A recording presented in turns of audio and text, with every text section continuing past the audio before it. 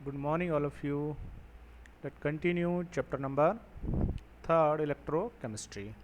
In previous lecture, we discussed electrode and electrode potential. Electrode and electrode potential. That's right. Electrode potential. Electrode potential और electrode के बारे में हमने discuss किया। Electrode कैसे बनाना है तो आप समझ गए होंगे। किसी भी मेटल की वायर को उसी मेटल के आयनों के सॉल्यूशन में डिप करेंगे तो आपके पास इलेक्ट्रोड बन जाएगा। अब यहाँ कोई ना कोई केमिकल रिएक्शन होगी और उस केमिकल रिएक्शन से यहाँ पर पोटेंशियल डिफरेंस क्रिएट होगा या फिर चार्ज का सेपरेशन होगा, जिससे यहाँ पर पोटेंशियल क्रिएट होगा। That is electrode potential. ठीक है, इलेक्ट्रोड पोटेंशियल। इलेक्ट्रोड पोटेंशियल का कैलकुलेशन कैसे करना है तो हमें कोई स्टैंडर्ड मानना पड़ेगा। स्टैंडर्ड जो माना हुआ है that is SHE, standard hydrogen electrode. और by the help of standard hydrogen electrode then can we calculate the electrode potential of any other electrode. That's right. Electrode potential of SHE assumed to 0. That's right. Both type of electrode potential, oxidation as well as reduction, both type of electrode potential of SHE assumed to 0. ठीक है। और फिर इस SHE की help से हम किसी भी अनादर जो इलेक्ट्रोड है उस इलेक्ट्रोड का इलेक्ट्रोड पोटेंशियल कैलकुलेट कर सकते हैं। अब अगर हमने किसी भी इलेक्ट्रोड का इलेक्ट्रोड पोटेंशियल कैलकुलेट करना सीख लिया है, ठीक है, तो फिर अब हम दो तीन चीज़ें आगे डिस्कस करेंगे। अब हम इलेक्ट्रोड पोटेंशियल की हेल्प से सेल का पोटेंशियल कैलकुलेट करेंगे। That's right. तो हमारा जो नेक्स्ट टॉपिक होगा that is calculation of cell potential. Today's our next topic is calculation of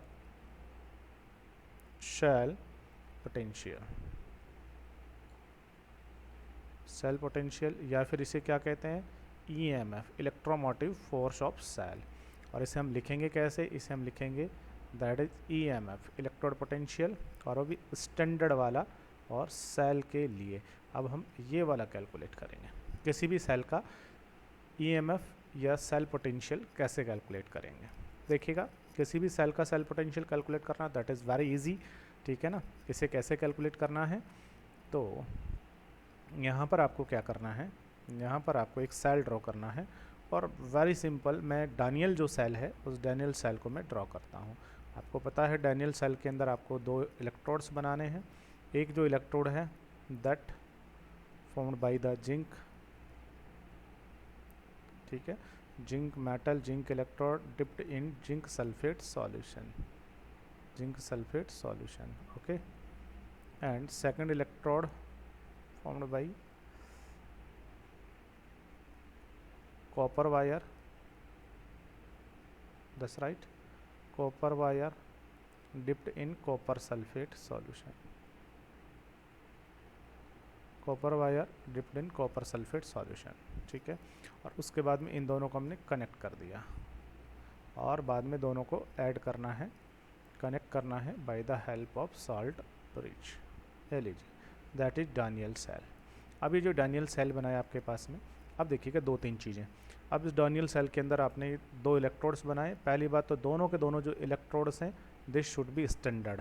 both electrodes standard होने चाहिए। स्टैंडर्ड होने के लिए टेम्परेचर जो है वो आपको रखना है 298 केल्विन दोनों का ही, दैट्स राइट।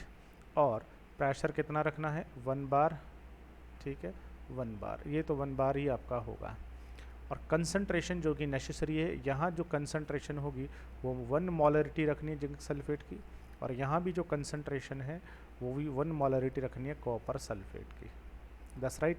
तो अब दोनों के दोनों इलेक्ट्रोड स्टैंडर्ड हैं तो जो पूरा का पूरा सेल बना ये भी स्टैंडर्ड होगा, दैट्स राइट। पूरा का पूरा सेल भी कैसा होगा, स्टैंडर्ड होगा। अब इस सेल का पोटेंशियल कैसे कैलकुलेट करेंगे, दैट्स राइट। सेल का पोटेंशियल कैसे कैलकुलेट करेंगे तो आपको यहाँ पर क्या करना है, यहाँ पर आपने अमीटर लगाना है। जैसे अमीटर लगाएंगे तो अमीटर लगा के आपको ये पता लगेगा कि करंट का फ्लो किधर है। तो आप पाएंगे कि करंट का जो फ्लो है वो करंट का फ्लो इधर होता है, करंट का फ्लो इधर हो रहा है इसके अंदर, ये प्रैक्टिकली नोन करना है आपने। बाद में अभी आप समझ जाओगे प्रैक्टिकली, करंट का फ्लो आपको पता होना चाहिए। जब करंट का फ्लो ये है तो फिर आप पता लगा सकते हैं कि इलेक्ट्रॉन का फ्लो क्या होगा। तो आप कहेंगे सर इलेक्ट्रॉन का जो फ्लो है वो ये है, इसका मतलब यहाँ जिंक जो है उसने किसकी तरह बिहेव किया है, एनोड की तरह, और कॉपर ने यहाँ किसकी तरह बिहेव किया है, कैथोड की तरह। आई थिंक अब आप एनोड और कैथोड दोनों पर होने वाली रिएक्शन लिख सकते हैं कि एनोड पर क्या रिएक्शन होगी। ठीक है, एनोड आप जानते हो एनोड पर क्या होता है, ऑक्सीडेशन होता है, ऑक्सीडेशन में इलेक्ट्रॉन आउट होता है। ठीक है, इलेक्ट्रॉन बाहर निकलेगा। तो यहाँ पॉसिबल रिएक्शन होगी, इलेक्ट्रॉन को बाहर निकालना है। तो जो जिंक है आपका सॉलिड, ये कन्वर्ट होगा किसमें, Zn पॉजिटिव टू एक्वस में, 2 इलेक्ट्रॉन लॉस करेगा। और कैथोड पर क्या रिएक्शन होने वाली है यहाँ पर, तो आपको पता है कैथोड जो होता है उसके ऊपर क्या होता है, रिडक्शन होता है, और रिडक्शन जो है उस रिडक्शन में इलेक्ट्रॉन को क्या किया जाता है, गेन किया जाता है। ठीक है, इलेक्ट्रॉन को लिया जाएगा। तो यहाँ रिएक्शन क्या होगी, यहाँ होगी Cu पॉजिटिव 2 जो कि एक्वस हैं, वो 2 इलेक्ट्रॉन गेन करेंगे और Cu बनेगा सॉलिड। यह लीजिए, that reaction completed at cathode. इसके बाद नेट सेल रिएक्शन लिखना है, दोनों को ऐड कर दीजिएगा, 2 इलेक्ट्रॉन से 2 इलेक्ट्रॉन कंसल्ट हो जाएंगे और नेट सेल रिएक्शन हो जाएगी जिंक सॉलिड प्लस में Cu positive two aqueous converted into Zn positive two aqueous. ये मैं बहुत बार आपको लिख करके बता चुका हूँ, ऐसे आपको नेट सेल रिएक्शन लिख लेनी है, लेकिन अभी यहाँ इसका कोई यूज नहीं है। ठीक है, अब आपको सीधा सीधा से ये समझना था कि सर ये एनोड हमारे पास हो गया है और ये कैथोड हो गया है। कहाँ से डिसाइड किया आपने, ये आपने करंट के डायरेक्शन को देख करके डिसाइड किया। करंट कहाँ से डिसाइड होगा, वो मीटर लगा कर करंट का डायरेक्शन डिसाइड होगा, फिर उससे आप इलेक्ट्रॉन के डायरेक्शन का फ्लो जो है वो डिसाइड कर लेंगे। दस राइट, उससे एनोड कैथोड डिसाइड हो गया है। अब आपको इस सेल का ईएमएफ चाहिए। सेल का ईएमएफ कैसे कैलकुलेट करेंगे, तो आप जानते हो ई सेल, सेल का जो ईएमएफ होता है, और सेल भी इस समय कौन सा बना हुआ है, स्टैंडर्ड बना हुआ है। तो सेल का जो ईएमएफ होता है बेटा, ये तो इन दोनों के इलेक्ट्रोड पोटेंशियल के डिफरेंस के इक्वल होता है। अब डिफरेंस निकालना है तो आपको सीए करना है। सीए कैसे करना है, जो आपका कैथोड है, ठीक है, उसमें से आपको एनोड जो है उस एनोड को डिडक्ट करना है। तो कैथोड का जो स्टैंडर्ड इलेक्ट्रोड पोटेंशियल है उसमें से आपको एनोड के स्टैंडर्ड इलेक्ट्रोड पोटेंशियल को डिडक्ट कर देना है। दस राइट, कैथोड में से एनोड को डिडक्ट कर दीजिएगा। कैथोड कौन बना हुआ है यहाँ पर जो कैथोड बना हुआ है वो बना हुआ है कॉपर। ठीक है, तो अब आपको कॉपर का इलेक्ट्रोड पोटेंशियल नॉन होना चाहिए। कॉपर का इलेक्ट्रोड पोटेंशियल स्टैंडर्ड वाला, और वो भी कौन सा, रिडक्शन वाला, याद रखना है। रिडक्शन वाले का मतलब जब Cu positive two converted into Cu, ये कॉपर का स्टैंडर्ड इलेक्ट्रोड पोटेंशियल रिडक्शन वाला, और इसकी वैल्यू होती है 0.34 वोल्ट। लेकिन अगर मैं इसको ऐसा लिखूं, standard electrode potential of copper if Cu converted into Cu positive 2, अब मैंने इसे ऑक्सीडेशन के फॉर्म में लिखा है, तो ये ऑक्सीडेशन इलेक्ट्रोड पोटेंशियल होगा। और अब इसकी वैल्यू जो होगी वो रहेगी तो इतनी ही, बट अब की बार ये नेगेटिव में हो जाएगी। ठीक है, बट ऑक्सीडेशन वाला मैंने कहा हमारे काम नहीं आएगा। ठीक है, कंपटीशन में कंफ्यूज करने के लिए ऑक्सीडेशन देगा, आपने उसे रिडक्शन में कन्वर्ट कर लेना है। ठीक है, इसी तरीके से जो जिंक है, इस जिंक का भी आपने क्या निकालना है, इलेक्ट्रोड पोटेंशियल स्टैंडर्ड वाला, और रिडक्शन वाला निकालना है। रिडक्शन बोले तो Zn positive two converted into Zn, ये वाला, और इसकी वैल्यू कितनी होती है, अभी हमने प्रीवियस वीडियो में आपको समझाया है। इसकी जो वैल्यू होती है -0.76 वोल्ट होती है, आपको याद रखना है और एग्ज़ाम में भी दिया जाएगा। ये लीजिए, ठीक है, तो कैथोड से आपको एनोड को डिटेक्ट कर देना है। यहाँ पर कैथोड कौन है, कैथोड कॉपर, तो कॉपर का आपको रिडक्शन इलेक्ट्रोड पोटेंशियल यहाँ पर लिखना है। तो यहाँ पर आप क्या लिखेंगे, यहाँ पर लिखेंगे standard electrode potential of copper. Reduction potential बोले तो Cu पॉजिटिव टू Cu वाला, और उसमें से डिडक्ट क्या करना है आपको, standard electrode potential of anode. Anode कौन सा, जिंक, तो जिंक का रिडक्शन वाला, रिडक्शन बोले तो Zn पॉजिटिव टू Zn वाला। ले लीजिए, तो ऐसा अगर आप करोगे तो आपके पास सेल जो पूरा का पूरा बना हुआ है, इस पूरे के पूरे सेल का जो ईएमएफ है वो आपके पास आ जाएगा स्टैंडर्ड वाला। 10 राइट, चलिएगा, तो ई सेल अगर आपको कैलकुलेट करना है इज इक्वल टू, बताइए इसकी वैल्यू कितनी होती है, तो इसकी जो वैल्यू है वो होती है आपकी ये वाली या ये वाली, तो रिडक्शन वाली आपको यहाँ पर काम आएगी, याद रखना है रिडक्शन वाली। तो रिडक्शन वाली आप लिखेंगे। रिडक्शन इलेक्ट्रोड पोटेंशियल कितना होता है कॉपर का, standard reduction potential that is 0.34 volt. ठीक है, माइनस, और जिंक का कितना होता है, तो देखिए जिंक का जो स्टैंडर्ड रिडक्शन पोटेंशियल है ना, वो होता है माइनस का 0.76 वोल्ट। That's right. अब इसे अगर आप सॉल्व करोगे तो इस ब्रैकेट को सॉल्व करोगे, माइनस माइनस क्या बन जाएगा, प्लस बन जाएगा। तो 0.34 वोल्ट माइनस माइनस प्लस बन गया है, क्या हो गया है 0.76 वोल्ट, दोनों ऐड हो जाएंगे। इस तरीके से ये जो डैनियल सेल बना, इस डैनियल सेल का जो स्टैंडर्ड इलेक्ट्रोड पोटेंशियल है वो कितना आया है 1.1 वोल्ट। ले लीजिए। इस तरीके से आप, अगर आपको एनोड और कैथोड दोनों के अगर आपको रिडक्शन पोटेंशियल नॉन हो तो इन दोनों इलेक्ट्रोड पोटेंशियल की हेल्प से आप किसी भी सेल का ईएमएफ जो है वो कैलकुलेट कर सकते हैं। सेल का स्टैंडर्ड इलेक्ट्रोड पोटेंशियल या सेल का इलेक्ट्रोमोटिव फोर्स जो है वो आप कैलकुलेट कर सकते हैं। ठीक है, बस आपको क्या याद रखना है, आपको इतना सा याद रखना है, इतना सा आपको याद रखना है। That's right. ये लीजिए, ये हो गया है सेल के ईएमएफ का कैलकुलेशन। तो ऐसे करके आप सेल का ईएमएफ निकाल सकते हैं। बस आपको कैथोड से क्या डिडक्ट करना है, एनोड को डिडक्ट करना है। और कौन सी वैल्यू डिडक्ट करनी है, आपको डिडक्ट करना है उसका क्या वाला डिडक्ट करना है, आपको उसका रिडक्शन वाला पोटेंशियल। एग्जाम में या कंपटीशन में हो सकता है आपको वो ये वाली वैल्यू रख दे, एक तो ये वैल्यू दे दे और एक ये वैल्यू दे दे। अब कंफ्यूज नहीं होना है, ये आपको वैल्यू दी हुई है तो रिडक्शन पोटेंशियल है, बट ये वैल्यू क्या है, ये ऑक्सीडेशन के फॉर्म में लिखा है तो ये ऑक्सीडेशन पोटेंशियल है। इसे आपने किस में कन्वर्ट करना है, रिडक्शन में कन्वर्ट करके, और ये वैल्यू आपको यहाँ पर रखनी है और फिर आप सेल का पोटेंशियल कैलकुलेट कर लेंगे।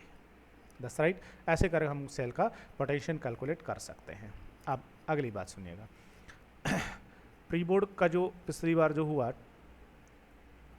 2020 के अंदर प्री बोर्ड जो एग्ज़ाम हुआ, उस प्री बोर्ड एग्ज़ाम में पूछा कि ये जो आपने सेल बनाया हुआ है जी, सेल बनाया हुआ है, इस सेल के लिए दो तरीके की टर्म होती है। एक होता है सेल का ईएमएफ या सेल पोटेंशियल, और एक होता है सेल का पोटेंशियल डिफरेंस। एक जो होता है बेटा वो क्या होता है, पोटेंशियल डिफरेंस। एक होता है सेल का ईएमएफ इलेक्ट्रोमोटिव फोर्स, या हम इसको क्या कहेंगे, ई सेल कहेंगे, ये सेल पोटेंशियल या ईएमएफ। और दूसरा होता है पोटेंशियल डिफरेंस। दोनों में डिफरेंस, प्री बोर्ड में जो क्वेश्चन पूछा गया वो क्वेश्चन इन दोनों में डिफरेंस से रिलेटेड ही पूछ लिया गया। ठीक है, एक एमसीक्यूज बना करके, और एमसीक्यूज के अंदर इन दोनों का डिफरेंस जो था ना, या दोनों में जो डिफरेंस होता है वो पूछ लिया गया। That's right. तो यहाँ पर ऐसा क्वेश्चन भी एग्जाम में पूछा गया है सीबीएसई में, तो ये भी आपको याद रखना है। एक्चुअल में ये जो सेल जो है और सेल के ये ईएमएफ और पोटेंशियल डिफरेंस है, ये फिजिक्स से रिलेटेड हो गया, पूरा फिजिक्स में आप पढ़ेंगे। बस यहाँ पर इतना आपको याद रखना है कि ये जो आपने सेल बनाया है, इस सेल में जब करंट का फ्लो, याद रखना है, ईएमएफ जो कैलकुलेट किया जाता है, ये किया जाता है जब इस सेल में करंट का फ्लो नहीं हो रहा हो। याद रखना है, सेल में जब करंट का फ्लो नहीं हो रहा हो तब इन दोनों इलेक्ट्रोडों का पोटेंशियल डिफरेंस जो होता है, ये होता है सेल का ईएमएफ। और जब सेल में करंट का फ्लो हो रहा हो, याद रखना है, करंट का फ्लो हो रहा हो, तब इन दोनों इलेक्ट्रोडों के पोटेंशियल का जो डिफरेंस है, दैट इज पोटेंशियल डिफरेंस कहलाता है। जब सेल में करंट का फ्लो नहीं हो रहा हो तब दोनों इलेक्ट्रोड का पोटेंशियल डिफरेंस कहलाता है ईएमएफ, और जब सेल में करंट का फ्लो हो रहा हो तब दोनों इलेक्ट्रोड का पोटेंशियल डिफरेंस कहलाता है, पोटेंशियल डिफरेंस जो होता है उसे हम सेल का पोटेंशियल डिफरेंस ही कहते हैं। That's right. जब सेल में करंट का फ्लो नहीं हो रहा होगा उस समय रेजिस्टेंस नहीं होगा, और रेजिस्टेंस नहीं होगा तो उस समय सेल का जो ईएमएफ है ये हमेशा अधिक आएगा, या ईएमएफ जो होता है ये हमेशा मैक्सिमम होता है। लेकिन जब फ्लो हो रहा होगा तो उस समय रेजिस्टेंस क्रिएट हो जाता है, तो फिर इन दोनों का जो पोटेंशियल डिफरेंस निकलता है ये हमेशा ईएमएफ से क्या आता है, कम आता है। याद रखना है, जो सेल का ईएमएफ है वो हमेशा ज़्यादा होता है, बट सेल का जो पोटेंशियल डिफरेंस होता है बेटा, ये पोटेंशियल डिफरेंस हमेशा कम होता है। That's right. पोटेंशियल डिफरेंस जो होता है ये हमेशा कम होता है। ठीक है। ईएमएफ जो होता है is the maximum voltage obtained from the cell. EMF जो होता है ये सेल का मैक्सिमम वोल्टेज होता है, दैट इज मैक्सिमम वोल्टेज। ठीक है, बट ये जो होता है ये हमेशा ईएमएफ से क्या होता है, कम होता है। ठीक है। ईएमएफ जो होता है, EMF is responsible for the flow of study current. EMF जो होता है ये सेल के स्टडी करंट के लिए रेस्पॉन्सिबल होता है। ठीक है। बस potential difference is not responsible for the flow of steady current in the circuit, ठीक है। ये स्टेडी करंट के लिए रेस्पॉन्सिबल होता है, बट ये स्टेडी करंट के लिए रेस्पॉन्सिबल नहीं होता है, ठीक है ना। तो ये इन दोनों में डिफरेंस होता है, और इस चैप्टर के अंदर हम पोटेंशियल डिफरेंस की बात कहीं नहीं करेंगे। हमारे जो काम की चीज़ है वो सेल का ईएमएफ जो है ये काम की चीज़ है, बाकी ये फिजिक्स के हिसाब से आपके लिए ज़्यादा इंपॉर्टेंट हो सकता है, ठीक है। बस इतनी सी चीज़ आपको याद रखनी थी, दोनों बात वही होती हैं, बट एक कब होता है ईएमएफ, तब हम डिफाइन करते हैं जब सेल में करंट का फ्लो नहीं हो रहा हो, तब हम ईएमएफ डिफाइन करते हैं, और करंट का फ्लो हो रहा हो तब हम पोटेंशियल डिफरेंस कहते हैं, ठीक है ना। इसकी वैल्यू ज़्यादा होती है, इसकी वैल्यू कम होती है, ठीक है। ये मैक्सिमम होता है, ये उससे कम होता है। ये स्टडी करंट के लिए रेस्पॉन्सिबल होता है, वो स्टडी करंट के लिए रेस्पॉन्सिबल नहीं होता है। इसका भी 1 मार्क्स का क्वेश्चन प्री बोर्ड में पूछा गया, डिफरेंस से रिलेटेड, सेल की ईएमएफ और सेल के पोटेंशियल डिफरेंस में क्या अंतर होता है, दैट्स राइट। ये भी आपको याद रखना है। अब नेक्स्ट चीज़ पर आते हैं, नेक्स्ट चीज़ सुनिएगा। नेक्स्ट जो चीज़ है वो सुनो, सेल का ईएमएफ हम ऐसे कैलकुलेट कर लेंगे। अब देखिए, अब स्टार्ट होती है एक बहुत इंपॉर्टेंट टर्म, ठीक है। क्या इंपॉर्टेंट टर्म स्टार्ट होती है? अच्छा, उससे पहले हम एक चीज़ और पढ़ेंगे। उससे पहले हम जो पढ़ रहे हैं वो पढ़ रहे हैं सेल फार्मूला। अभी जो डिस्कस कर रहे हैं पहले, वो क्या डिस्कस कर रहे हैं बेटा? सेल फार्मूला डिस्कस कर रहे हैं। इंपॉर्टेंट चीज़ बाद में पढ़ेंगे। सेल फार्मूला, या इसे हम कहते हैं cell representation. Cell representation, cell formula या सेल रिप्रेजेंटेशन। ये जो अभी हमने डैनियल सेल बनाया है, डैनियल सेल के अंदर एनोड बना है, कैथोड बना है, ये रिएक्शन हो रही है, ठीक है ना। ये पूरा का पूरा जो सेल बना है, अगर हम इस पूरे सेल को, पूरा का पूरा जो सेल बना हो, इस पूरे सेल को अगर हम इतना बड़ा डायग्राम ना बनाए ना, तो फिर एक छोटे से फार्मूला से भी इसे हम रिप्रेजेंट कर सकते हैं, दैट इज सेल फार्मूला, ठीक है। तो एग्जाम में जो क्वेश्चन आएगा, उस क्वेश्चन में आपको ऐसा डायग्राम नहीं मिलेगा। आप सोचे सर ऐसा डायग्राम मिलेगा फिर हम समझ के करेंगे, नेवर, ऐसा नहीं मिलेगा आपको डायग्राम, ठीक है ना। क्यों? क्योंकि ये जो पूरा का पूरा जो डायग्राम आपने बनाया हुआ है, इस पूरे के पूरे डायग्राम को आप एक फार्मूला से रिप्रेजेंट कर सकते हो। तो इसका मतलब एग्जाम में जो क्वेश्चन आपको मिलने वाला है, कंपटीशन हो चाहे सीबीएसई हो, उसी में आपको क्वेश्चन फार्मूला से मिलने वाला है, ठीक है। तो इस सेल को पूरे को एक छोटे से फार्मूला से रिप्रेजेंट करते हैं। तो अब हम उस फार्मूला के ऊपर आते हैं। फार्मूला क्या कहता है? फार्मूला बिल्कुल भी डिफ़िकल्ट नहीं है, that is very easy. Formula क्या कहता है? बस एक चीज़ याद रखनी है आपने कि जब भी आप फार्मूला, अब फार्मूला तो आपने कहाँ लगाया होगा, कहीं ना कहीं, ठीक है। फार्मूला तो हम लगाते हैं जब हम इंटरेस्ट को कैलकुलेट करते हैं। 9th-10th में कहीं पढ़ा होगा प्रिंसिपल इंटरेस्ट, ठीक है ना, वो जो है आपने ऐसा पढ़ा होगा, इंटरेस्ट में फार्मूला लगाते हैं, ठीक है। और इंटरेस्ट तो कब देना पड़ता है? जब आप क्या लेते हो? लोन लेते हो। तो आपको सीधा से याद रखना है कि फार्मूला कब लगाना है? जब आप लोन लेते हो, तो आपको लोन याद रखना है। बस एक चीज़ लोन याद रखो, सारा का सारा खेल हो गया है। लोन क्या कहता है बेटा? देखिएगा, लोन के अंदर है एल। एल का मतलब होता है लेफ्ट साइड।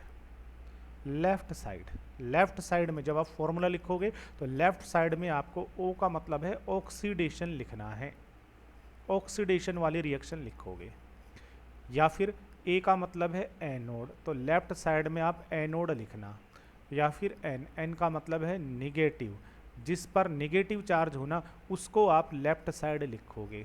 और इनका जो अपोजिट बन जाएगा वो सारा का सारा कहाँ चला जाएगा? राइट साइड चला जाएगा। ये लीजिए, लोन आपको याद रखना है। फॉर्मूला तो किसके लिए काम में लिया जाता है? लोन के लिए काम में लिया जाता है, ठीक है ना। तो लोन याद रखिए, आपका काम हो जाएगा। लोन कहता है लेफ्ट साइड में एनोड ऑक्सीडेशन या नेगेटिव चार्ज वाला इलेक्ट्रोड लिखो। अब एनोड कौन सा था? एनोड तो आपका ये रहा, एनोड तो ये था जिंक वाला। तो लेफ्ट साइड के अंदर आपको ये एनोड ही लिखना है, ठीक है। और क्या लिखेंगे? बस कुछ नहीं करना, एनोड लिखना है लेफ्ट साइड में, और वही लिखना है जो हो रहा है। क्या हो रहा है? तो एक बार देख लीजिए एनोड पर हो क्या रहा है। अगर मैं इधर लिख दूं ना तो ज़्यादा अच्छा रहेगा। एनोड जो है उस एनोड पर देखिएगा क्या हो रहा है। एनोड पर जिंक है सॉलिड, वो Zn+2 में कन्वर्ट हो रहा है। तो देखिएगा इसका जब हम सेल फार्मूला लिखेंगे तो सेल फार्मूला कुछ इस तरीके से लिखेंगे कि लेफ्ट साइड में क्या हो रहा है? लेफ्ट साइड के अंदर ये हो रहा है एनोड। एनोड पर क्या हो रहा है? एनोड पर ये हो रहा है बेटा जिंक है, जो कि कैसा है? सॉलिड। और ये जो सॉलिड जिंक है ये किस में कन्वर्ट हो रहा है? जिंक सॉलिड है जो कन्वर्ट हो रहा है Zn+ टू एक्वस आयनों में, इसमें कन्वर्ट हो रहा है। और यहाँ से देखिएगा, यहाँ से जो Zn+2 आयन्स है, Zn+2 आयन्स यहाँ इस सेल में ये रहे, इन Zn+2 जो आयन्स है, इन Zn+2 आयन्स की जो कंसंट्रेशन है वो देखिएगा, वो है 1 मोलैरिटी। 1 मोलरिटी का सॉल्यूशन भरा ना आपने यहाँ पर, तो Zn+2 जो आयंस है, इन Zn+2 आयंस की जो कंसंट्रेशन यहाँ पर है, ये कंसंट्रेशन है 1 मोलरिटी। लेफ्ट साइड में आपको ये लिखना है, ठीक है। फिर राइट साइड में, राइट साइड में क्या लिखा जाएगा, कैथोड लिखा जाएगा। कैथोड पर क्या हो रहा है, देखो कैथोड जो है उसके ऊपर हो रहा है Cu+2 converted into Cu solid. तो जो आपका कैथोड है उस कैथोड पर क्या हो रहा है बेटा, कैथोड जो है उसके ऊपर Cu+2 जो कि कैसे हैं, aqueous, Cu+2 aqueous, that's right. और ये जो Cu+2 है यहाँ पर देखिएगा, इन Cu+2 की कंसंट्रेशन कितनी है, 1 मोलरिटी। तो इनकी कंसंट्रेशन 1 मोलरिटी है, और ये Cu+2 किस में कन्वर्ट हो रहा है, Cu सॉलिड में कन्वर्ट हो रहा है, दैट्स राइट। ये लीजिए, और फिर इन दोनों के बाद में दोनों के दोनों ये जो इलेक्ट्रोड है, एनोड और कैथोड, दोनों के दोनों आपस में सॉल्ट ब्रिज से जुड़े हैं। तो दो हम पैरेलाइन इस तरीके से लाइन बना देंगे, ये सॉल्ट ब्रिज को रिप्रेजेंट करेगा। तो ये आपका एनोड हो गया, जो एनोड पर चेंजमेंट हो रहा था वही लिखना है ऐसे कैसे। ये आपका कैथोड हो गया, जो कैथोड पर चेंजमेंट हो रहा है वो आपका हो गया, और दोनों के दोनों किससे जुड़े हुए हैं, सॉल्ट ब्रिज से। तो ये जो है ये है आपका सॉल्ट ब्रिज। ये लीजिए, इस तरीके से आप किसी भी सेल को रिप्रेजेंट कर सकते हैं, दैट इज सेल फॉर्मूला, ठीक है, that is cell formula. Cell formula हो गया है। अच्छा, अब किसी क्वेश्चन में देखिएगा, कोई क्वेश्चन ऐसा हो सकता है, क्या क्वेश्चन हो सकता है, देखिएगा क्वेश्चन कुछ ऐसा हो सकता है। अगर मैं यहाँ से आपको एक क्वेश्चन दूँ, मैं कहूँ कि Cu+2 एक्वस भी ना लिखे और सीधा लिखूँ 1 मोलरिटी कन्वर्टेड, सॉरी, क्वेश्चन है Cu solid converted to Cu+2 aqueous 1 molarity, ठीक है। और फिर मैं लिखता हूँ Ag positive aqueous 1 molarity into Ag solid and both are connected by salt bridge। ये लीजिए, ये आपको एक सेल फार्मूला दिया गया है, ठीक है। ये आपको कोई भी सेल है, सेल फार्मूला, या आपको कोई भी सेल दिया गया है। अब आपको बताना है इस सेल के अंदर which is anode, which is cathode, that's right. Anode कौन सा है, कैथोड कौन सा है, what is the reaction at anode, reaction at anode, ठीक है बेटा, रिएक्शन एट कैथोड, ठीक है। इसके बाद में what is the net cell reaction, what is the net cell reaction, और what is the cell potential. ये जो सेल यहाँ पर बना होगा, स्टैंडर्ड सेल का पोटेंशियल बता दीजिए क्या होगा, सेल का पोटेंशियल, ठीक है। लेकिन उसके लिए आपको दो वैल्यूज वो आपको देगा, देखिएगा क्या वैल्यू दे रहा है, वैल्यू देखना आपको क्या दे रहा है, ठीक है। गिवन डाटा आपको ऐसे देगा, वो क्या दे रहा है आपको, वो दे रहा है कि standard electrode potential of copper Cu2 Cu+2 is equal to -0.34 volt, ठीक है। और standard electrode potential of Ag2 Ag positive is equal to -0.80 volt. ये दोनों डाटा दिए हैं। अब इन दोनों डाटा की हेल्प से आप 1 2 3 4, ठीक है, 5 और ये 6, ये 6 जो चीज़ें हैं इनको प्रिडिक्ट कर दीजिए। ये लीजिए, ऐसा क्वेश्चन आपका हो सकता है, होगा नहीं, ऐसे क्वेश्चंस आपके बुक में हैं और कंपटीशन में और आपके एग्ज़ाम में पूछे जाते हैं, ठीक है। कर पाओगे ऐसे क्वेश्चन को सॉल्व कर पाओगे क्या, कहीं कुछ है ही नहीं इस क्वेश्चन में बेटा। सीधा सीधा सामने कहा कि जो सेल फार्मूला है उसके अंदर आपको क्या याद रखना है, सेल फार्मूला में आपको याद रखना है केवल लोन, फार्मूला तो लोन का लगता है, ठीक है ना। लोन कहता है लेफ्ट साइड में ऑक्सीडेशन एनोड, लेफ्ट साइड में एनोड लिखा है, तो एनोड लेफ्ट साइड कौन सा है, ये लिखा है ना, इसका मतलब ये तो एनोड है भाई। तो यहाँ एनोड कौन बना है, एनोड बना है कॉपर का इलेक्ट्रोड, और कैथोड कौन बना है फिर, तो जो राइट साइड में लिखा है वो कैथोड होगा। कैथोड यहाँ से है सिल्वर का इलेक्ट्रोड, ये कैथोड है, पहली चीज़ हो गई। अब रिएक्शन एट एनोड, एनोड पर क्या रिएक्शन हो रही होगी, तो देखिएगा अपने आप वो बता रहा है क्या रिएक्शन यहाँ से हो रही है, ठीक है ना। तो एनोड पहला आंसर आपका आ गया, पहला दूसरा हो गया, तीसरा एनोड पर क्या रिएक्शन हो रही होगी, तो आप कहेंगे सर एट एनोड, एनोड पर तो ऑक्सीडेशन होता है, और यहाँ ऑक्सीडेशन अपने आप उसने बताया है, क्या बताया है कि सर Cu जो सॉलिड है it converted into Cu positive 2 aqueous ion and release 2 electrons, ये लीजिए that reaction performed at anode. Cathode पर फिर क्या हो रहा होगा, कैथोड, तो देखिएगा कैथोड, कैथोड जो है आपका, तो ये जो आपने लेफ्ट साइड में लिखा है that should be cathode, cathode पर क्या होता है, रिडक्शन होता है, तो यहाँ रिडक्शन होगा। अब रिडक्शन की रिएक्शन क्या होगी बेटा, तो देखिएगा रिडक्शन में इलेक्ट्रॉन गेन किया जाएगा, तो देखिएगा यहाँ अपने आप इंडिकेट कर रहा है Ag positive convert to into Ag, तो Ag पॉजिटिव है जो कि आपका एक्वस होगा, that gain 1 electron and converted into Ag solid, ये लीजिए ये आपकी रिएक्शन हो गई है एट कैथोड।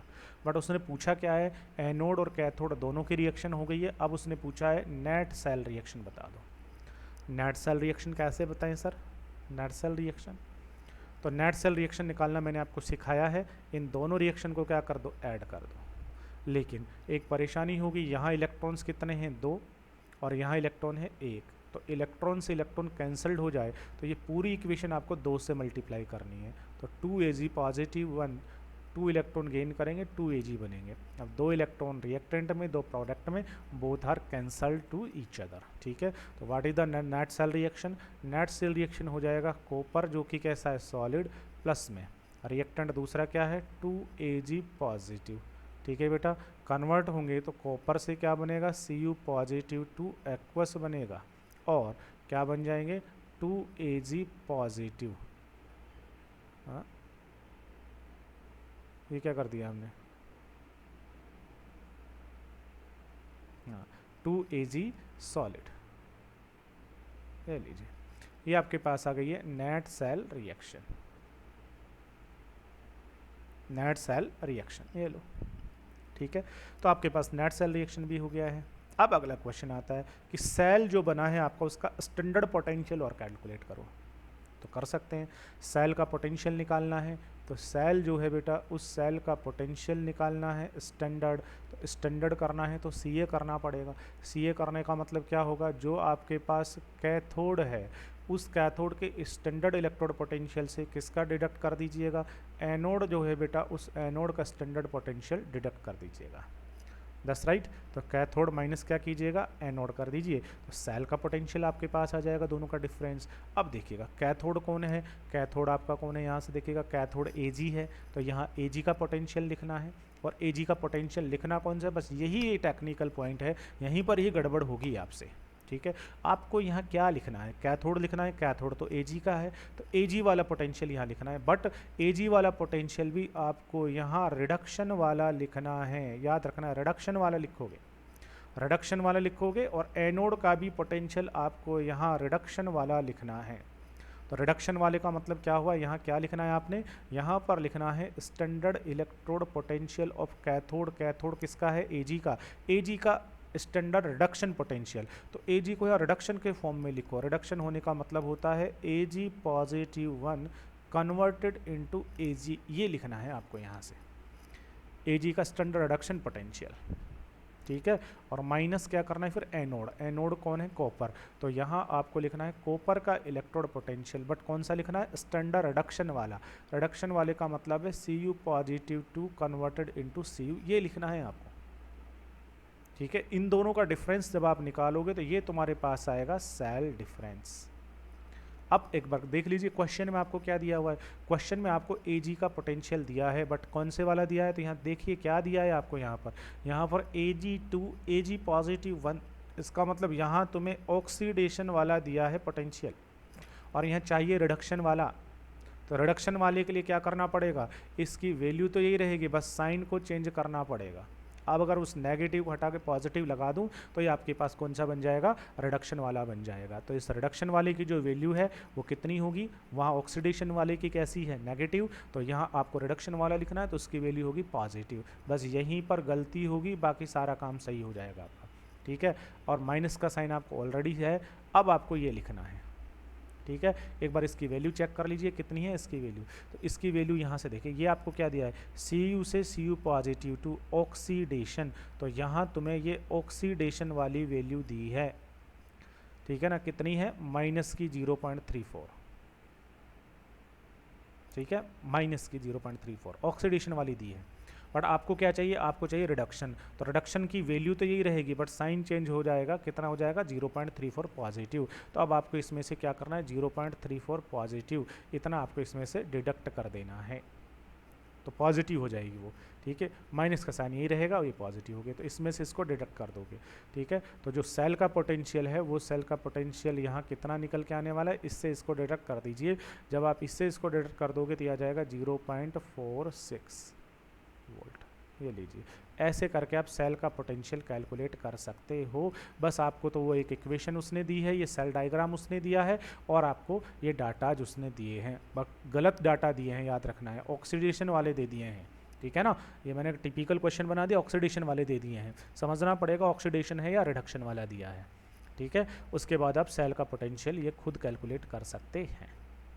ये हो गया है calculation of electrode potential of cell या ईएमएफ ऑफ सेल। इस तरीके से हम किसी भी सेल का जो ईएमएफ है वो हम कैलकुलेट कर सकते हैं। दैट्स राइट बेटा, हम क्या कर सकते हैं, किसी भी सेल का जो ईएमएफ है वो ईएमएफ कैलकुलेट कर सकते हैं, ठीक है। दोबारा से एक बार सारा का सारा देख लीजिएगा, ये पूरा का पूरा भी हमने डिस्कस किया है। इलेक्ट्रोड पोटेंशियल डिस्कस हो गया था, calculation of cell potential, cell आपने बनाया है, इस सेल का पोटेंशियल आपको कैलकुलेट करना है, इसमें एनोड होगा कैथोड होगा, दोनों का पोटेंशियल आपको दिया जाएगा। बस आप सेल का पोटेंशियल निकालना है तो क्या करना है, कैथोड माइनस एनोड कर देना है यहाँ से, ठीक है। और कैथोड माइनस एनोड कर दोगे तो कैथोड और एनोड की वैल्यू रख दीजिएगा, दोनों की वैल्यू को रख करके सेल का पोटेंशियल आ जाएगा। फिर मैंने कहा कि सेल का पोटेंशियल से रिलेटेड एक क्वेश्चन ये भी पूछा जाता है कि सेल जो है उसके पोटेंशियल से रिलेटेड दो टर्म है, एक है सेल का ईएमएफ सेल पोटेंशियल और दूसरा पोटेंशियल डिफरेंस। इसकी वैल्यू ज़्यादा होती है, इसकी कम होती है, दोनों के अंदर ही दोनों का पोटेंशियल डिफरेंस होता है। बट ये कब होता है, जब सेल में कोई करंट फ्लो नहीं हो रहा हो तब ये होता है, करंट फ्लो हो रहा हो तब ये होता है। इसकी वैल्यू मैक्सिमम होती है, इसकी कम होती है। ये स्टेडी करंट के लिए रिस्पॉन्सिबल होता है, ये नहीं होता है, ये इन दोनों का डिफरेंस हो गया है, ठीक है। उसके बाद ये इतना बड़ा जो सेल आपको दिया गया है, ये इतना बड़ा सेल लिखने की ज़रूरत नहीं है, ठीक है। इस सेल को हम एक बहुत छोटे फॉर्म के अंदर रिटर्न कर सकते हैं और उसे हम कहते हैं सेल फार्मूला या सेल का रिप्रेजेंटेशन। सेल को रिप्रेजेंट कैसे करेंगे, तो मैंने कहा फार्मूला तो किसके लिए लगाया जाता है, लोन में लगाते हैं, लोन याद रखना है। लेफ्ट साइड में आपको ऑक्सीडेशन लिखना है या एनोड लिखना है या नेगेटिव चार्ज लिखना है, राइट साइड में इसका अपोजिट हो जाएगा, ठीक है। तो इस तरीके से ये जो डैनियल सेल था उसका सेल फार्मूला हमने ये लिख दिया है ऐसे करके, ठीक है। जो हो रहा है एक्चुअल में बस वही लिखना है, जो ऐसा हो रहा है एनोड पर ये हो रहा है, कैथोड पर ये हो रहा है, एज इट इज आपने लिख दिया और बीच में आपने स्लैश 2 लाइन लगा दी है, that's represent the salt bridge. उसके बाद में ये जो क्वेश्चन था, ये क्वेश्चन हमने सॉल्व किया है, ठीक है। एग्जाम में आपको इस तरीके से उसने एक सेल फार्मूला आपको दे दिया है और इतने सारे डाटाज उसने आपसे पूछ लिए हैं और ये 2 डाटा उसने दिए हैं, ठीक है ना। या लीजिए, तो अब आपको समझना है कि डाटा दिया है उसे इंटरप्रेट कैसे करेंगे, हमारे काम की कौन सी चीज़ें, हमें उस डाटा को उसके अकॉर्डिंग रिटर्न करना पड़ेगा। That's right. चलिए अब हम थोड़ा सा नेक्स्ट पढ़ते हैं।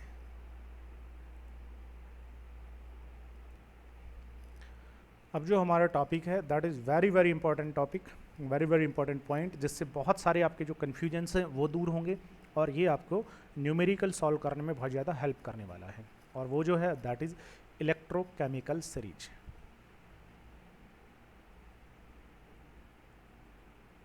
That is electrochemical series, electrochemical series, ठीक है। इलेक्ट्रोकेमिकल सीरीज, ये क्या होती है इलेक्ट्रोकेमिकल सीरीज, ठीक है। सुनिए, अभी प्रीवियस जो वीडियो था उसके अंदर हमने जिंक का इलेक्ट्रोड पोटेंशियल कैलकुलेट किया, standard electrode potential of zinc, और वो भी कौन से वाला, रिडक्शन वाला कैलकुलेट किया, ठीक है ना। तो रिडक्शन वाले का मतलब क्या हुआ, Zn पॉजिटिव टू Zn, ले लीजिए। ये जिंक का standard reduction electrode potential calculate किया, कितनी वैल्यू आई, माइनस की 0.76 वोल्ट। फिर हमने कॉपर का स्टैंडर्ड इलेक्ट्रोड पोटेंशियल कैलकुलेट किया, रिडक्शन वाला, Cu पॉजिटिव टू Cu, ये आपके पास आ गया प्लस का 0.34 वोल्ट। ठीक है। हमने हाइड्रोजन का स्टैंडर्ड इलेक्ट्रोड पोटेंशियल कैलकुलेट किया, और हाइड्रोजन का तो एक्चुअल में कैलकुलेट नहीं किया था, इसका स्टैंडर्ड रिडक्शन पोटेंशियल हमने कितना माना, 0 माना। फिर लास्ट में मैंने एक क्वेश्चन दिया था आपको, मैंने कहा था सिल्वर का कैलकुलेट कीजिए, तो फिर आपने Ag पॉजिटिव Ag सिल्वर का स्टैंडर्ड इलेक्ट्रोड पोटेंशियल कैलकुलेट किया, ये आपके पास आया निकल करके पॉजिटिव में 0.80 वोल्ट। इस तरीके से बहुत सारे अलग अलग जो एलिमेंट्स हैं, उन एलिमेंट्स के हम स्टैंडर्ड इलेक्ट्रोड पोटेंशियल को कैलकुलेट कर लें, अलग अलग एलिमेंट के स्टैंडर्ड इलेक्ट्रोड पोटेंशियल को कैलकुलेट कर लें, दैट्स राइट, अलग अलग एलिमेंट के, ठीक है। जैसे मैग्नीशियम का हम कैलकुलेट करें, तो मैग्नीशियम का जो स्टैंडर्ड इलेक्ट्रोड पोटेंशियल है Mg पॉजिटिव 2 Mg, ये आता है माइनस का 2.37। तो अलग अलग एलिमेंट के स्टैंडर्ड इलेक्ट्रोड पोटेंशियल हो गए। अब साइंटिस्टों ने क्या किया, उन्होंने ये जितने भी एलिमेंट हैं ना, इनके जब स्टैंडर्ड इलेक्ट्रोड पोटेंशियल ये जो निकाले, इन पोटेंशियल को एक ऑर्डर के अंदर अरेंज कर दिया। और कौन से ऑर्डर में अरेंज किया है, इनको इन्होंने डिक्रीजिंग ऑर्डर में अरेंज कर दिया। डिक्रीजिंग ऑर्डर में सबसे ऊपर ऊपर उन्होंने कौन सा लिखा, तो देखो इनको सबको अगर डिक्रीजिंग ऑर्डर में अरेंज करोगे तो देखिएगा, हाइड्रोजन का तो कैसा है, 0 है, उसके बाद किसी का पॉजिटिव है तो किसी का नेगेटिव है, ठीक है ना, जैसे ये पॉजिटिव है, ये पॉजिटिव है, बाकी का नेगेटिव है। तो हाइड्रोजन का तो आप कहाँ लिखेंगे, बीच में लिख दीजिएगा कि standard electrode potential of hydrogen, ठीक है। ये तो कितना माना हुआ है, 0 वोल्ट माना हुआ है, ठीक है। अब डिक्रीजिंग ऑर्डर में तो नीचे क्या आ जाएगा, नेगेटिव, और ऊपर क्या लिख दीजिएगा, पॉजिटिव लिख दीजिएगा, ठीक है। आप स्टैंडर्ड इलेक्ट्रोड पोटेंशियल, अब देखिएगा ये जो जिंक है इसका कितना है, नेगेटिव 0.76 है, जबकि इसका कितना है, नेगेटिव 2.73, तो ये ज़्यादा नेगेटिव, इट मीन्स कम है। तो ऊपर हम क्या लिखेंगे, जिंक लिख देंगे Zn पॉजिटिव टू Zn, ठीक है। ये आपका हो जाएगा नेगेटिव में 0.76 वोल्ट, और मैग्नीशियम का और भी हायर नेगेटिव हो गया है, ये हो जाएगा माइनस का 2.37 वोल्ट। ऊपर क्या आ जाएगा, पॉजिटिव लिख देंगे, ठीक है बेटा, ऊपर हम क्या लिख देंगे, पॉजिटिव वाले। अब पॉजिटिव में भी देखिएगा स्टैंडर्ड इलेक्ट्रोड पोटेंशियल, ये लीजिए पॉजिटिव वाले।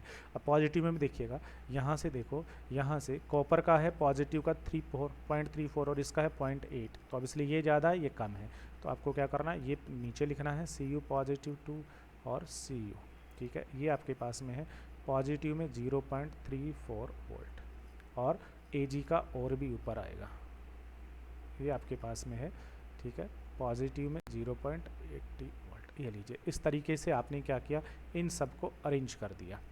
और हाइड्रोजन का कितना था, 0 था, तो इसको तो बीच में रखा, कम वालों को आपने नीचे और ज़्यादा वालों को आपने ऊपर रख दिया है, ये लीजिए। इस तरीके से जब बहुत सारे डिफरेंट एलिमेंट्स जो हैं उनके स्टैंडर्ड रिडक्शन इलेक्ट्रोड पोटेंशियल के अरेंज अकॉर्डिंग, उनको जब हम एक ऑर्डर में अरेंज कर देंगे, तो ये जो हमारे पास इनकी एक सीरीज बन गई है, that series is known as electrochemical series. इस सीरीज को ही इलेक्ट्रोकेमिकल सीरीज कहेंगे, ठीक है। आपको एग्जाम के पॉइंट ऑफ व्यू से आपको इतना ही याद रखना है, ठीक है, इनसे ही सारा का सारा खेल हो जाएगा। बस कंपटीशन के हिसाब से इतना और याद रख लेंगे कि इस तरीके से जब हम सबका इलेक्ट्रोड पोटेंशियल निकालेंगे तो सबसे हायर नेगेटिव किसका होगा, तो ये तुम्हें याद रखना है कि सबसे हायर जो नेगेटिव होता है वो होता है लिथियम का। बेटा किसका होता है, जो लिथियम है उस लिथियम का स्टैंडर्ड इलेक्ट्रोड पोटेंशियल सबसे हायर नेगेटिव होता है, कितना होता है, नेगेटिव 3.05 वोल्ट। और पॉजिटिव में सबसे ज़्यादा हायर किसका होता है बेटा, तो पॉजिटिव में जो सबसे ज़्यादा हायर होता है वो होता है किसका, वो होता है बेटा फ्लोरीन का, दैट्स राइट।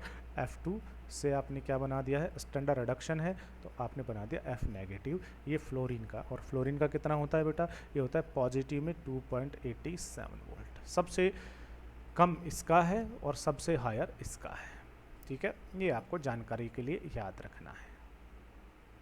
हाइड्रोजन का 0 है, ठीक है, बाकी का पॉजिटिव, बाकी का नेगेटिव। अब आपको बहुत सारे क्वेश्चन जब भी दिए जाएं, उन सब क्वेश्चन में आपको ऐसे करके डाटाज मिलेंगे, तो आप क्या करेंगे, जितने भी आपको ऐसे डाटा मिले उनको आप अरेंज कर लीजिए ऐसे। अगर आपने ऐसे उसको एक टेबल में या एक ऑर्डर में अरेंज कर लिया है, और डिक्रीजिंग ऑर्डर याद रखें आप, तो डिक्रीजिंग ऑर्डर में अगर आपने इन सबको अरेंज कर लिया है, तो ऐसे चाहे कितना ही टिपिकल क्वेश्चन क्यों ना हो, उसका जो आंसर है वो आपको बड़ी ईजीली से आ जाएगा। डिक्रीजिंग ऑर्डर में आप उनको क्या कर लीजिए, डिफरेंट जो इलेक्ट्रोड पोटेंशियल्स हैं उनको आप अरेंज कर लीजिए। That's right. और जब हम उनको एक ऑर्डर में अरेंज कर देते हैं तो जो हमारे पास बनी है वो कहलाएगी इलेक्ट्रोकेमिकल सीरीज। ये इलेक्ट्रोकेमिकल सीरीज बन गई है। That's right, that is electrochemical series. अब ये जो इलेक्ट्रोकेमिकल सीरीज बनी है, इस सीरीज के कुछ एप्लीकेशंस हैं, और क्वेश्चन जो आते हैं ना वो बस इनके एप्लीकेशंस के ऊपर बेस्ड होते हैं। इस इलेक्ट्रोकेमिकल सीरीज के एप्लीकेशंस, क्या काम आती है सीरीज, आपने क्यों बनाया है सीरीज को। देखिएगा, ये जो सीरीज है, इस सीरीज का सबसे पहला फ़ायदा सुनिएगा। इस सीरीज का सबसे पहला जो फ़ायदा है वो ये है कि जब आपको कोई भी न्यूमेरिकल प्रॉब्लम दी जाएगी, ठीक है ना, उस न्यूमेरिकल प्रॉब्लम के अंदर आपको एनोड और कैथोड डिफाइन करना पड़ेगा कि कौन एनोड है कौन कैथोड है। ठीक है, तो देखिए क्या करेंगे, आप उनको इस तरीके से अरेंज कर दीजिए। अरेंज कर लिया आपने डिक्रीजिंग ऑर्डर में। अच्छा, अब देखिएगा, आपको नीचे से चलना है। बच्चा जब बहुत छोटा होता है, छोटा बच्चा होता है तो सबसे पहले उसे हम ABCD सिखाते हैं। तो पहले वो A सीखता है, फिर B सीखता है और फिर C सीखता है। तो नीचे से स्टार्ट करना है। नीचे पहले A सीखेगा। A4 होता है एनोड, याद रखना है हमेशा, A4 होता है एनोड और C4 होता है कैथोड। हमेशा के लिए याद रखेंगे, एनोड और कैथोड। That's right. तो इसका मतलब ये हुआ कि जो इनमें से नीचे आएगा ना, नीचे वाला लोअर जो होगा वो नीचे वाला हमेशा एनोड बनेगा और ऊपर वाला कैथोड बनेगा। ठीक है, तो नीचे वाला जो है हमेशा, लोअर वाला जो है वो लोअर वाला हमेशा क्या बनने वाला है, एनोड, और जो अपर वाला होगा वो हमेशा बनेगा कैथोड। ले लीजिए, बहुत सारे क्वेश्चन का सॉल्यूशन यहाँ से आ गया। ठीक है, अब मान लीजिए मैं आपको जिंक और मैग्नीशियम का इलेक्ट्रोड दे दूँ, ठीक है ना, एक मैं सेल बना दूं, उस सेल में मैंने जिंक का इलेक्ट्रोड भी लगा दिया, ठीक है, और दूसरा मैंने मैग्नीशियम का इलेक्ट्रोड लगा दिया। ये लीजिए, दोनों को कनेक्ट कर दूं, दोनों से सेल बना दिया। अब अगर मैं आपको कहूँ कि ये जो मेरा सेल बना है इसमें बताओ which electrode behave like anode and which electrode behave like cathode. एक जिंक है, एक मैग्नीशियम है, तो इनमें से एनोड कौन बनेगा, कैथोड कौन बनेगा। तो आपको इन दोनों का स्टैंडर्ड रिडक्शन पोटेंशियल नॉन होना चाहिए। अब जिंक और मैग्नीशियम का रिडक्शन पोटेंशियल आपको नॉन है, अरेंज करोगे, नीचे कौन आ रहा है, नीचे मैग्नीशियम आ रहा है ना, तो मैग्नीशियम यहाँ पर हमेशा क्या बनेगा, एनोड, और जिंक क्या बनेगा, कैथोड। ठीक है, लेकिन अगर मैं मैग्नीशियम को हटा दूँ और मैग्नीशियम को हटा के यहाँ कॉपर लगा दूँ, अब देखिए अब क्या होगा। तो अब बात किस किस की होगी, अब बात होगी है जिंक की और कॉपर की। तो अब जिंक और कौन हो गया है, जिंक के साथ कॉपर हो गया है। तो जिंक और कॉपर में कौन नीचे आया, जिंक आया ना, तो जिंक एनोड बनेगा और ये कॉपर बनेगा कैथोड। That's right. अगर मैं एक कॉपर ले लूँ और जिंक को हटा के अगर यहाँ पर सिल्वर लगा दूँ, तो अब मेरे पास एक कॉपर हो गया और दूसरा कौन हो गया है, सिल्वर हो गया है। तो कॉपर और सिल्वर में कौन नीचे आ रहा है, कॉपर नीचे आ रहा है। तो नीचे वाला हमेशा क्या बनेगा, एनोड, ऊपर वाला हमेशा कैथोड बनेगा। बच्चे को नीचे से ABCD सिखानी है, ठीक है ना, नीचे से जाना है। बच्चा छोटा छोटा बड़ा होता है ना, ऐसे बड़ा होता है तो नीचे से स्टार्ट करना है। ठीक है, नीचे से ABCD सिखानी है उसने, याद रखना है। एग्जाम में भूलोगे, एग्जाम में तुम्हें याद नहीं रहेगा कि सर ने ऊपर से बताया कि नीचे से बताया। ठीक है, तो नीचे से आपको क्या करना है, बच्चे को बड़ा करना है ना धीरे धीरे, तो नीचे से स्टार्ट करना है। ठीक है, और बच्चे को पहले क्या सीखेगा, A, फिर B, फिर C। A फॉर एनोड और C फॉर कैथोड। तो नीचे वाला क्या बनेगा, एनोड, ऊपर वाला कैथोड। सबसे पहला फ़ायदा देखिएगा इसका, एनोड एंड कैथोड। दूसरा जो फ़ायदा है, दूसरा फ़ायदा है इस इलेक्ट्रोकेमिकल सीरीज से हम इनकी रिएक्टिविटी ऑर्डर बता सकते हैं। क्या बता सकते हैं, रिएक्टिविटी ऑर्डर बता सकते हैं। और रिएक्टिविटी ऑर्डर क्या है वो सुन लीजिएगा, कि जो एलिमेंट जितना नीचे है ना, जितना नीचे है, इसका मतलब वो उतना ही ज़्यादा रिएक्टिव है। जितना नीचे उतना ज़्यादा रिएक्टिव। बहुत ही सिंपल, टेंशन लेने की कहीं ज़रूरत ही नहीं है। ठीक है बेटा, जो एलिमेंट जितना नीचे वो उतना ही ज़्यादा रिएक्टिव। ठीक है, अब आप हो, आपकी एज हो गई है कितनी, 18 17 आपकी एज हो गई है। ठीक है, एक 10 साल का बच्चा है, 8 साल का बच्चा है, किसकी रिएक्टिविटी ज़्यादा है, आपकी या 8 साल वाले की। उसकी रिएक्टिविटी ज़्यादा है, वो पूरे दिन भर घूमेगा फिरेगा, आप उतना नहीं करोगे। 28 वाला वो बिल्कुल ही नहीं करेगा, 48 हो गई तो कतई नहीं करेगा भाई। तो जितना छोटा है, जितना लोअर है, इसका मतलब उसकी रिएक्टिविटी उतनी हायर है। ऐसा करके आप याद कर सकते हैं, जो जितना लोअर है वो उतना ही ज़्यादा रिएक्टिव, हायर उतना ही कम रिएक्टिव होगा। ठीक है, तो अगर आपको मैग्नीशियम और जिंक में पूछे कि बताओ कौन सा ज़्यादा रिएक्टिव, ठीक है, तो magnesium is more reactive than zinc. That's right.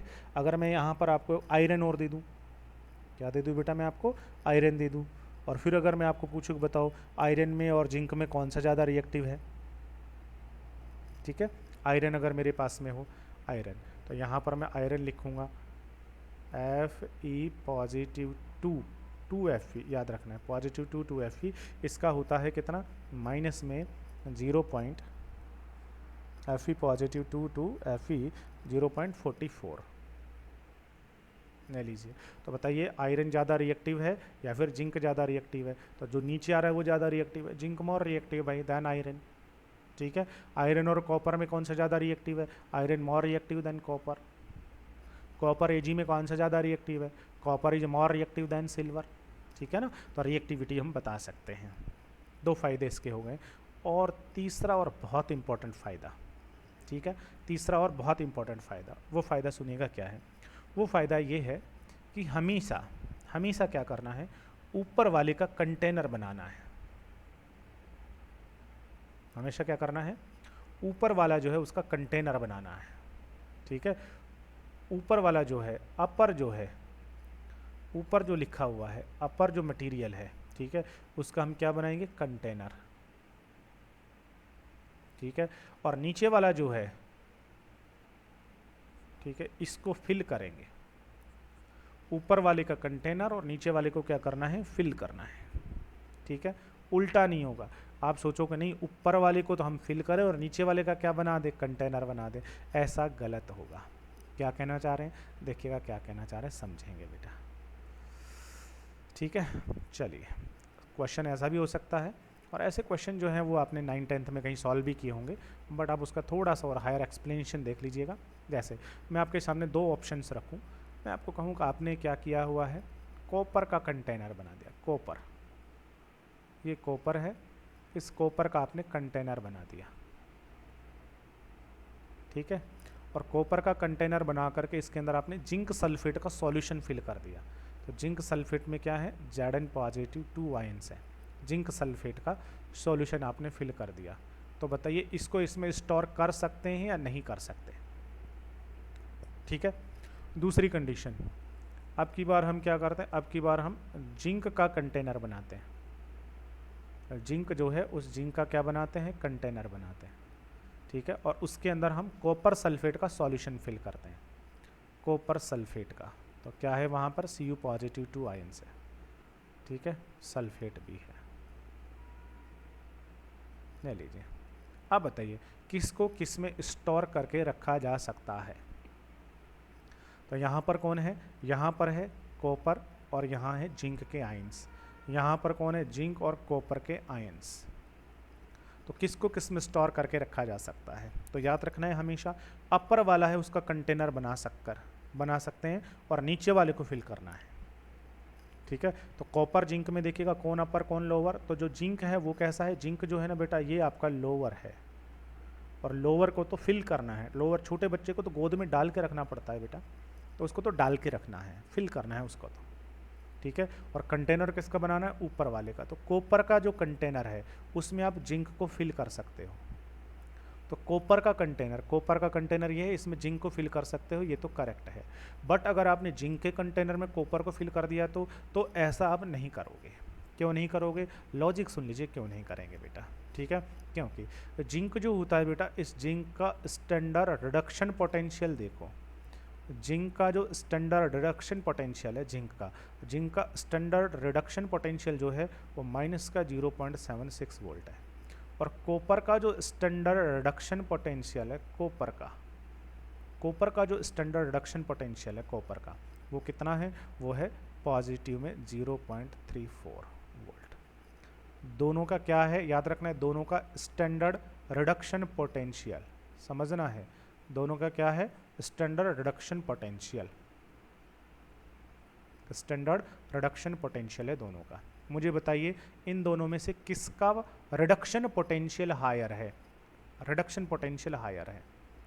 अब देखिए जिसका रिडक्शन पोटेंशियल हायर अगर है तो इसका मतलब है उसका तो रिडक्शन होगा ऑब्वियसली, जिसका रिडक्शन पोटेंशियल हायर है इसका मतलब उसका इजीली रिडक्शन होगा, और इसका रिडक्शन पोटेंशियल लोअर है इसका मतलब उसका रिडक्शन नहीं होगा। दोनों में देखिए किसका रिडक्शन पोटेंशियल हायर है, तो ये तो नेगेटिव है और ये पॉजिटिव है, तो ऑब्वियसली रिडक्शन पोटेंशियल हायर इसका है। इसका है तो इसका तो क्या होगा, रिडक्शन होगा इजीली, जिंक की बजाय कॉपर का रिडक्शन इजीली होगा।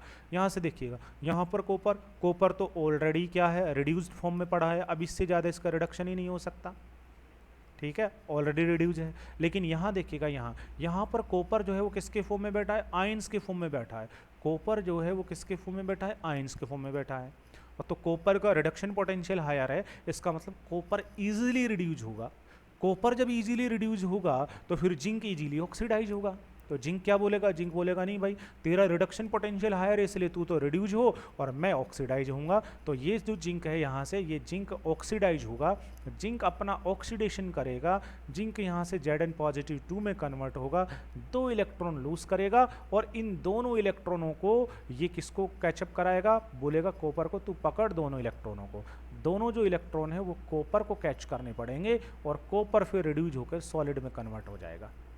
तो आफ्टर सम टाइम क्या होगा, आफ्टर सम टाइम बेटा यहाँ से जो जिंक है ये जिंक ऑक्सीडाइज होकर के इस कंटेनर से निकल करके कहाँ पर आ जाएगा, इस सॉल्यूशन में आ जाएगा, जिंक निकल करके, दैट्स राइट। और 2 इलेक्ट्रॉन किसको कैच कराएगा, कॉपर को, जिससे कॉपर का रिडक्शन होगा और कॉपर रिड्यूज होकर के नीचे डिपॉजिट हो जाएगा, कॉपर डिपॉजिट हो जाएगा। तो थोड़ी देर बाद क्या होगा, सारा का सारा कॉपर डिपॉजिट हो जाएगा और सॉल्यूशन में कौन आ जाएगा, जिंक आ जाएगा। इसलिए जिंक के कंटेनर में आप कॉपर सल्फेट को नहीं रख सकते, बट कॉपर के कंटेनर में आप जिंक को रख सकते हो, जिंक सल्फेट का सॉल्यूशन रख सकते हैं। तो एक बेसिक कॉन्सेप्ट बस आपको याद रखना है। क्या बेसिक कॉन्सेप्ट याद रखना है, बेसिक कॉन्सेप्ट आपको याद रखना है कि ऊपर वाले के कंटेनर में नीचे वाले को फिल करना है। अगर इसके अपोजिट हो रहा है तो फिर वो गलत होगा। That's right, that is application of electrochemical series. अब अगर आपको कहा जाए, ये बताइए, अगर आपको कहा जाए कि आपके पास मैग्नीशियम है और कॉपर है, तो बोलिए किसके कंटेनर में किसको फिल करना है, ऊपर वाले के कंटेनर। इसका मतलब कॉपर के कंटेनर में हम किसको फिल कर सकते हैं, मैग्नीशियम को, बट मैग्नीशियम के कंटेनर में कॉपर को फिल नहीं करेंगे, नहीं तो मैग्नीशियम उसका रिडक्शन करेगा और मैग्नीशियम सेल्फ को क्या करेगा, ऑक्सीडाइज करने लग जाएगा। ठीक है, चलिए नंबर 4, चौथा एप्लीकेशन। चौथा जो एप्लीकेशन है वो सुन लीजिएगा, वो होगा कि जो लोअर वाला होता है, लोअर वाला, ये लोअर वाला अपर वाला जो है उस अपर वाले को सब्स्टिट्यूट कर देता है, सब्स्टिट्यूट कर देता है भाई, हर लोअर अपर को सब्स्टिट्यूट करता है।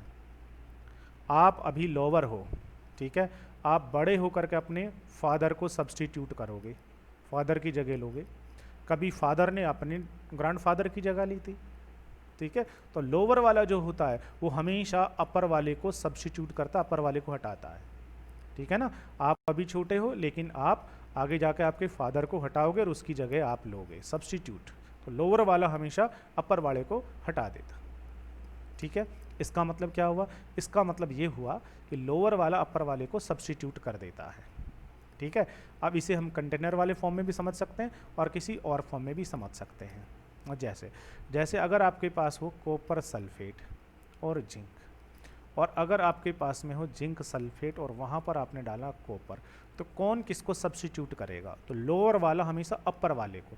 लोअर वाला कौन है, जिंक, तो जिंक अपर वाले को सब्स्टिट्यूट कर देगा। जिंक जो है आपको पता है जिंक का ऑक्सीडेशन पोटेंशियल हायर है, क्योंकि जिंक और कॉपर में देखिएगा कॉपर का रिडक्शन पोटेंशियल हायर है, कॉपर का रिडक्शन पोटेंशियल हायर है, ठीक है, उसका रिडक्शन पोटेंशियल कम है, तो इसका मतलब जिंक का ऑक्सीडेशन पोटेंशियल हायर होगा। दोनों का ऑक्सीडेशन पोटेंशियल बोलिए, जिंक का ऑक्सीडेशन पोटेंशियल में इसको Zn2 Zn पॉजिटिव 2, कॉपर का ऑक्सीडेशन पोटेंशियल बोलिए Cu2 Cu पॉजिटिव 2, ठीक है। अब ये रिडक्शन पोटेंशियल था, ऑक्सीडेशन पोटेंशियल में साइन उल्टा हो जाएगा, कितना हो जाएगा, 0.76 वोल्ट पॉजिटिव हो गया, और कॉपर का पॉजिटिव है तो नेगेटिव में 0.34 वोल्ट। ये लो, ये दोनों का ऑक्सीडेशन पोटेंशियल आ गया। अब बताइए ऑक्सीडेशन पोटेंशियल किसका हायर है, जिंक का हायर है, इसका कम है भाई, ठीक है। तो जिंक का ऑक्सीडेशन पोटेंशियल हायर है ना, इसलिए जिंक इजीली ऑक्सीडाइज होगा, ठीक है। तो जिंक जो है और कॉपर दोनों को कंपेयर करोगे तो कॉपर का रिडक्शन पोटेंशियल हायर है, इसका ऑक्सीडेशन पोटेंशियल हायर है, तो जिंक अपने आप को ऑक्सीडाइज करेगा और कॉपर को रिड्यूस करेगा। तो जिंक यहाँ से क्या होगा, जिंक यहाँ से आएगा, आकर के किस में कन्वर्ट होगा, Zn पॉजिटिव 2 में 2 इलेक्ट्रॉन लॉस करेगा और आकर के यहाँ से इसको हटाएगा कॉपर को और बोलेगा तू वो दोनों इलेक्ट्रॉन कैच कर ले, जिससे कॉपर सॉलिड बन जाएगा और जिंक बन जाएगा ZnSO4। तो नीचे वाले ने ऊपर वाले को सब्स्टिट्यूट कर दिया, हटा दिया उसको, बट ऊपर वाला जो है वो इसको नहीं हटा सकता। आ रही बात समझ में? क्यों? क्योंकि कॉपर जो है बेटा, उस कॉपर का रिडक्शन पोटेंशियल हायर है, तो कॉपर तो इजीली रिड्यूस्ड होगा, बट इट ऑलरेडी रिड्यूस्ड है, पहले से ये तो रिड्यूस्ड है। जिंक ऑक्सीडाइज होगा, बट जिंक तो यहाँ देखिए ना ऑलरेडी Zn पॉजिटिव 2 में बैठा हुआ है, ऑक्सीडाइज होकर बैठा हुआ है ऑलरेडी वो तो पहले से ही। अब और ऑक्सीडेशन क्या होगा, तो यहाँ कोई रिएक्शन नहीं होगी, यहाँ कोई सब्स्टिट्यूशन रिएक्शन नहीं होगी, बट यहाँ सब्स्टिट्यूशन रिएक्शन होगी। That's right, that is application of electrochemical series. ठीक है, तो देखिएगा कितने सारे क्वेश्चन यहाँ पर सोल्व हो जाएंगे। पहला क्वेश्चन हो गया, नीचे वाला एनोड बनेगा, ऊपर वाला कैथोड बनेगा, पहली चीज़। दूसरा, नीचे वाले की रिएक्टिविटी ज़्यादा, ऊपर वाले की कम है। तीसरी चीज़, ऊपर वाले का कंटेनर, नीचे वाले का सॉल्यूशन फिल करना है, नीचे वाले के कंटेनर में ऊपर वाले का नहीं करना। ठीक है, और चौथी चीज़, नीचे वाला हमेशा ऊपर वाले को डिस्प्लेस कर देता है, सब्स्टिट्यूट कर देता है, नीचे वाला ऊपर वाले को डिस्प्लेस करेगा, ऊपर वाला नीचे वाले को डिस्प्लेस नहीं करेगा। ठीक है, that is application of electrochemical series.